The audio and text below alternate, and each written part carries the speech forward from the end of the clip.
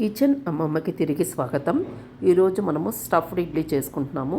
దీనికి 2 బంగాళదుంపలు ముందు ఉడికించి పెట్టుకోవాలి. తర్వాత పొయ్యి మీద కడాయి పెట్టి అందులో నూనె వేసి జీలకర్ర, ఆవాలు, కట్ చేసిన ఉల్లిపాయ, పచ్చిమిరపకాయలు వేసి వేయించుకోవాలి.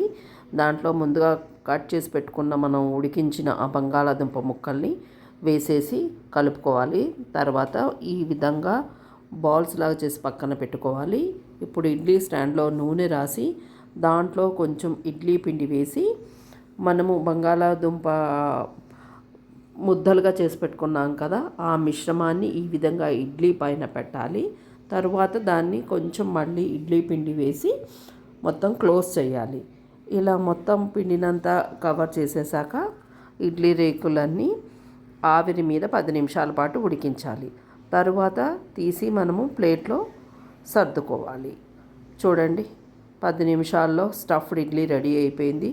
ప్లెయిన్ ఇడ్లీ అంటే పిల్లలు ఇష్టపడరు కదా, ఈ విధంగా ఒకసారి ట్రై చేయండి. మీకు కనుక నచ్చినట్టయితే మా ఛానల్ని సబ్స్క్రైబ్ చేయండి, లైక్ చేయండి, మీ ఫ్రెండ్స్ అండ్ ఫ్యామిలీ మెంబర్స్ అందరికీ షేర్ చేయండి. మీ లైక్ మాకు ప్రోత్సాహం ఇస్తుంది.